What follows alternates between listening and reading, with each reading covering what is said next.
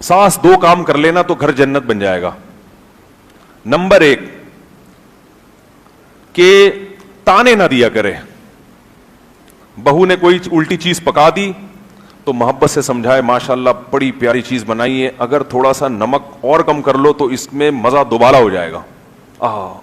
ایسے یہ جو تم نے گوشت گلایا ہے نا دیسی مرغے کا, بیٹا یہ بڑا پیارا گوشت گلایا ہے تم نے, تھوڑی دیر اور چولہے پہ پکتی تو اور مکھن جیسا ہو جاتا. یہ اسٹائل بات کرنے کا ساسوں کا نہیں ہوتا. ساس کا اسٹائل بتاؤں کیسا ہوتا ہے.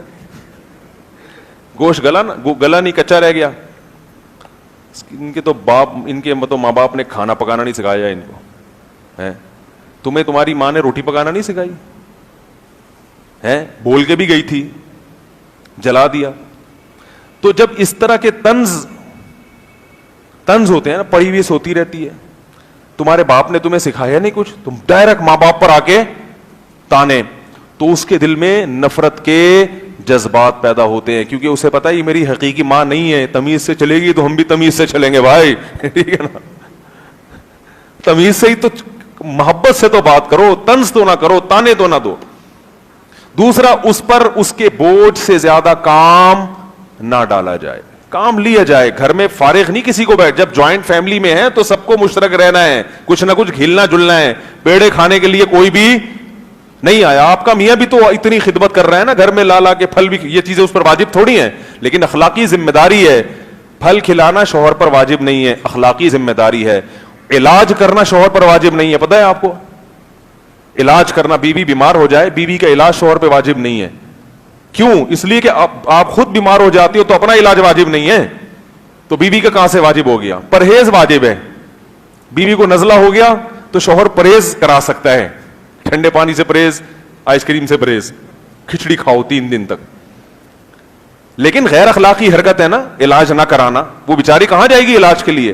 تو جیسے شوہر کی اخلاقی ذمہ داری ہے کہ خود بیمار ہو تو اپنا بھی علاج کرو, بیوی بیمار ہو جائے تو اس کا بھی علاج کرو. تو جب وہ اپنی اخلاقی ذمہ داری پوری کر رہا ہے تو ساس کی خدمت, گھر میں سب کے ساتھ مشترکہ رہنا, یہ بھی آپ کی اخلاقی ذمہ داری ہے.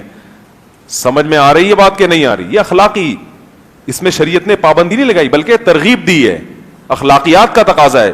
دیکھو جابر بن عبداللہ رضی اللہ تعالی عنہ کی زوجہ کا انتقال ہو گیا تھا یا طلاق ہو گئی تھی, تو حضرت جابر بن عبداللہ کی چھوٹی چھوٹی بہنیں تھیں.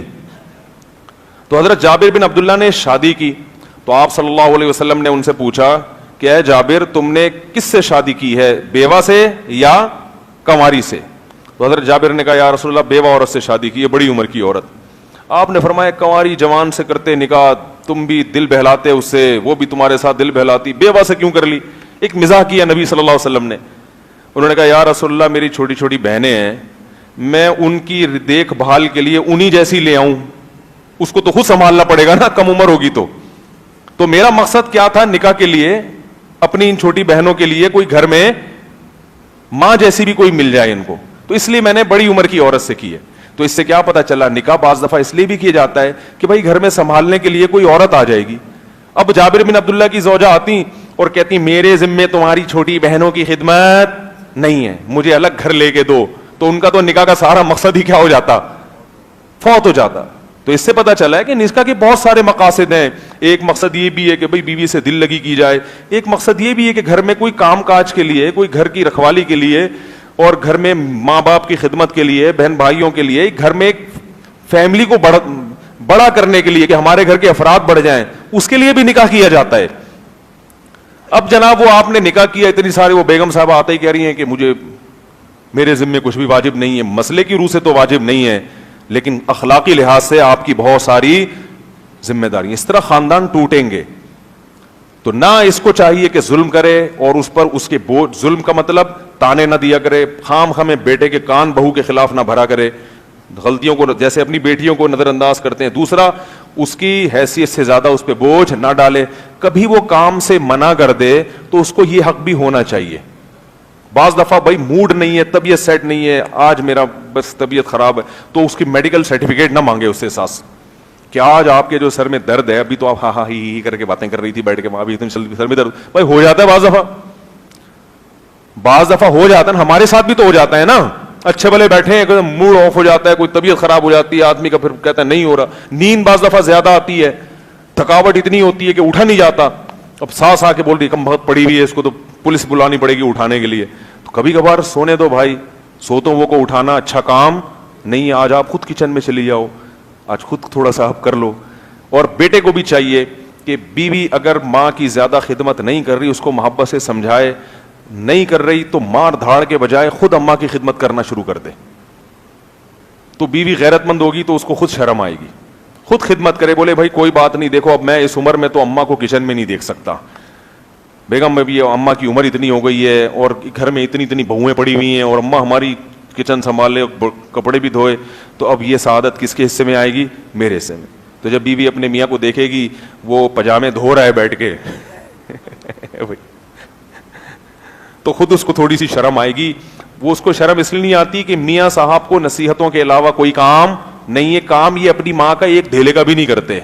उसको पता है ये इसको माँ की कदर होती तो कभी खुद भी थोड़ा सा हिलता ना, हिलता ही नहीं है अपनी जगह से। तो इसको माँ की कदर नहीं है, इसको मुझ पे रोब जमाने का, बोलो भाई, शौक है, चौधराहट का शौक है। तो चौधराहट के लिए और कोई जरिया मिल नहीं रहा था, तो अब माँ के उन्वान से जो है ना मुझ पे रोब जमाना शुरू कर दिया है। खुद चाय पिला दे माँ को, खुद खिदमत करें, ये तो ज्यादा सवाब है, तो बड़ी सआदत की बात है। वो खिदमतें जो मर्द कर नहीं सकते, जिसमें मर्द के लिए नामुमकिन है, हया और यानी बाज दफा ऐसे इस्तिंजा कराना या ऐसा, वो फिर आप कहते हैं भाई बहू से कि तुम कर लो तो बहुत सवाब मिलेगा इंशाअल्लाह तुम्हें, और उसके बदले में फिर उसको कुछ नवाजें भी, इजाफी भी, ख्याल करें यार ये मेरी माँ की खिदमत करती है, कोई बात नहीं इस दफा मैं तुम्हें ईदी जरा ज्यादा दूंगा, और फिर इंशाअल्लाह हम जो है वो स्विट्जरलैंड घूमने के लिए भी इंशाअल्लाह जाएंगे, ठीक है ना। नहीं तो जितनी अल्लाह ने जेब में गुंजाइश दी, अंडा मोड़ घूम के आ जाएं, कहीं भी जाएं, कुछ थोड़ा सा वो दिखाएं, अप्रिशिएट करें। तो ये दो चार छोटी छोटी चीजें हैं, अगर हों तो घर क्या बन जाए।